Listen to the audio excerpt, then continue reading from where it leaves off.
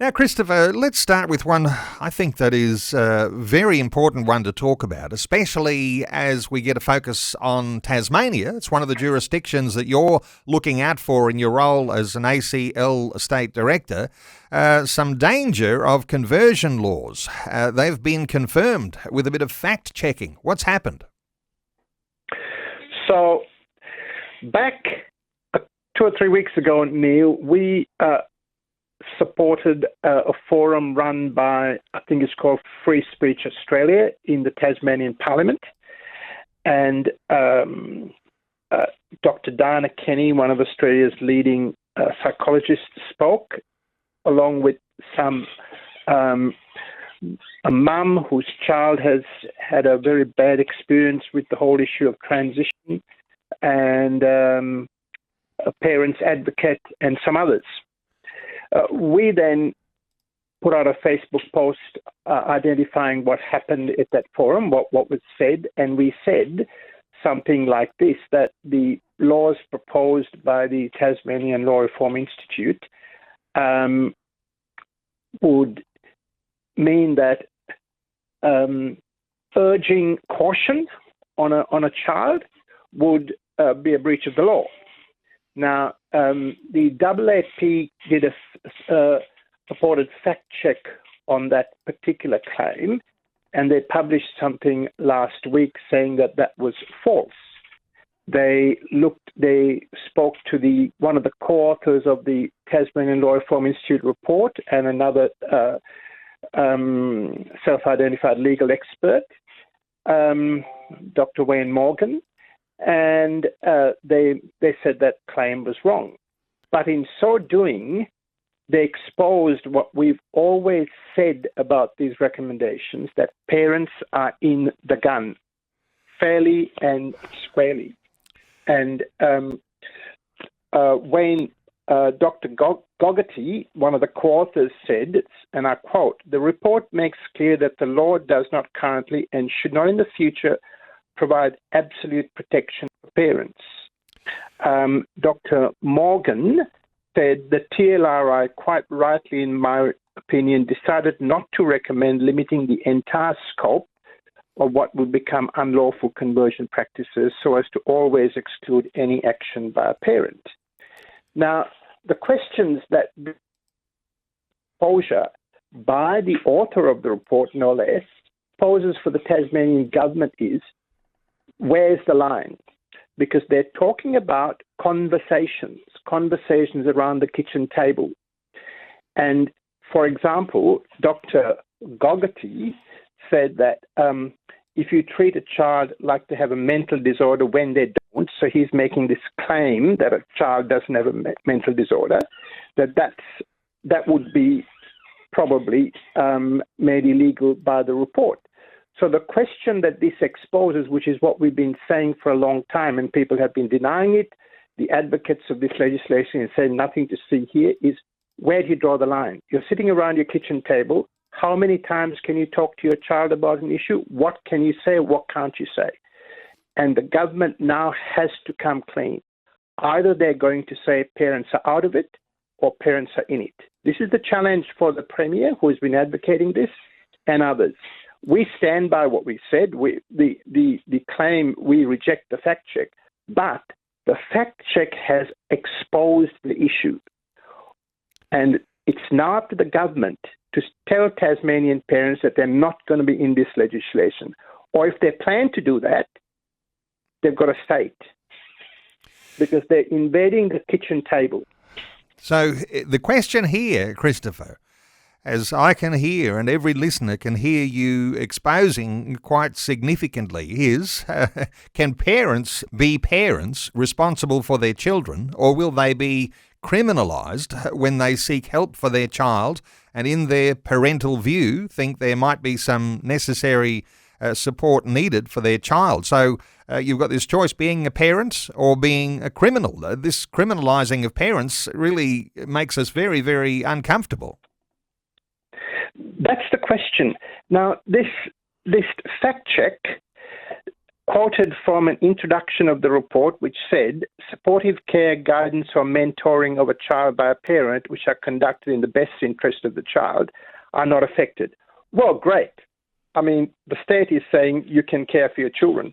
But what they didn't say, Neil, was that at page 10 of the report, they say supporting care, guidance or mentoring of a child by a parent or guardian which are conducted in the best interest of the child are not conversion practices unless they involve the direct or indirect conduct set out above.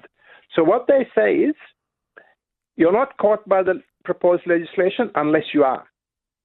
And that's what this so-called fact check has exposed.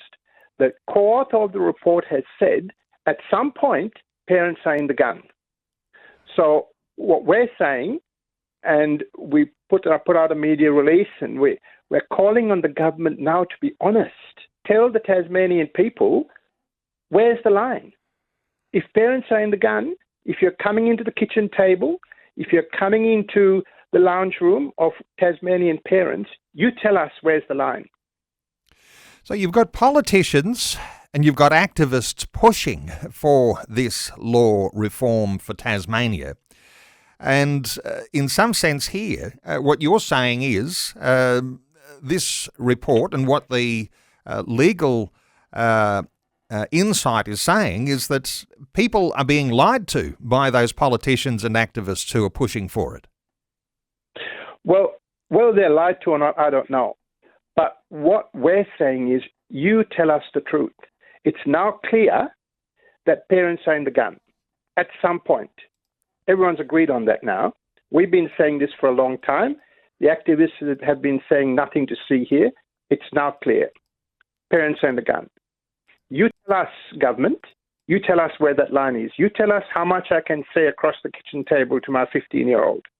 You tell us. This is the thing, isn't it? We don't want any interference in what, as a parent, you might pass on as a good value to your teenager. But this is already the law in Victoria, Christopher, and WA's announced last week that they're looking to introduce conversion laws too. Is there something that's coming from Victoria that's influencing all of this legislation, or because it's in place in Victoria, do people in Tasmania think we better just follow the Victorians? What are your thoughts here? I think Victoria has led the way down the slippery slope, and it's not a slippery slope. We're at the bottom of the cliff, really, with this legislation in Victoria. Tasmania seeks to go a step further, and it's the Tasmanian model proposed by the Tasmanian Law Reform Institute is worse than the Victorian model, if that's possible, but it is. So, but there is a pushback. Just recently, an association called the Gender Exploratory Therapy Association has produced very good guidelines of how to treat gender-confused kids. And they say they don't approach it on any preconceived notion. They say, let's explore. And what they do find is many of these kids have comorbidities. They have issues that have to be dealt with. That's the way England's gone expressly down this route. They've rejected affirmation therapy. We are 5 years behind. And if we follow this route, we will hurt kids. That is the heart of our opposition to this legislation. We will hurt vulnerable kids. The Tasmanian government will hurt vulnerable kids, and it's just not good enough. So, Christopher, for Tasmanians listening into our conversation today, they've heard you say the Tasmanian model is worse than the even Victorian model. What sort of action can a Tasmanian listener today take so far as letting their voice be known? Well, we would encourage every Tasmanian listener to contact the Premier and say to him, we do not want these recommendations.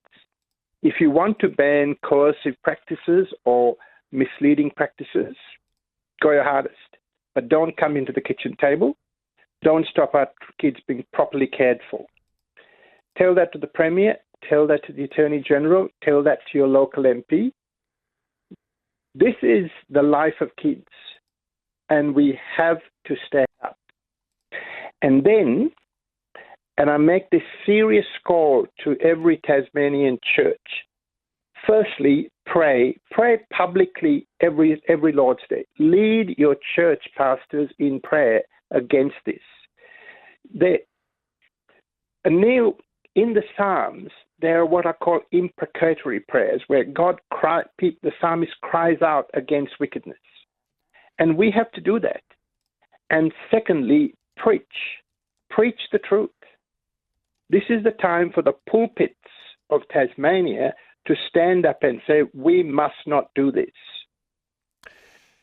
Interesting, isn't it?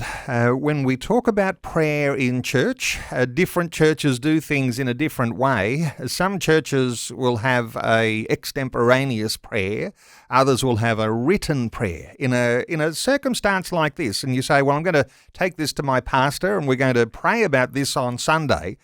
In front of the whole church. It wouldn't be an unwise thing, would it, Christopher, to write down a prayer that perhaps if the pastor prays it, well, the pastor, has responsibility for what is spoken from the platform or prayed in that church, but perhaps write down a prayer, get the wording right. You might even be helpful there, Christopher, if someone wants some wording for a prayer to use in church, because some people might be thinking, "Oh, that's a little bit, it's a little bit challenging to get a prayer together." But yes, writing down the prayer. What are your thoughts around that? Sure. So if people want some specific words, they just have to send us an email to tasoffice@acl.org.au, and we'll provide them. But the issue is that the state doesn't interfere with parents talking to their children. The state doesn't interfere with proper therapeutic care for children and for adults who need help. This is statism really going off the rails, where the state wants to take control. And we have to say no. There might be something new here that you've broached that might well catch on in churches around the place everywhere, Christopher. The thought that you might write down a prayer and pray that in church. And there's so many issues, so hard to get your head around everything that's happening in your own state, let alone throughout the states and territories around the nation, that somehow or other, some guidance for the sort of prayer that might be prayed in churches that a pastor can sign off on. It doesn't matter who says that prayer, but to lead a congregation, that might be something for the future. Hey, let's touch on some other things, and lots of important things that have been happening. Territory rights. The bill paves the way for euthanasia. The Territory Rights Bill passed in the Senate last week. So the next step is going to be a debate on assisted suicide in the ACT and the Northern Territory. What's a quick update on that one for listeners? Yeah, sure, Neil. So last week the Senate passed the Territory Rights Bill, which and all the proponents of the bill were saying this has nothing to do with assisted suicide, nothing to see here. The moment the bill passed, the ACT is going to legislate for assisted suicide. That's very sad. There's some hope in the Northern Territory, although they're going to legislate for it. In some media reports, the Chief Minister, Natasha Files, has said that they won't do it until after the 2024 election. Now, that's really, really important. And it might be because of the strenuous opposition that people put up to the Anti-Discrimination Act amendments just a couple of weeks ago, which passed. There was such a strong response against that. And even though it was passed, the CLP opposition have pledged to repeal substantial parts of it if they get re-elected in 2024. It may be that the government, I don't know, but it may be that the government thought we don't want another fight. So that's really important. And it's really important because of the concerns of Indigenous people. And I've been up the territory, spoken to lots of Indigenous people recently, and a lot of them said, this is Ballanda law, it's white man's law, it's not our tradition.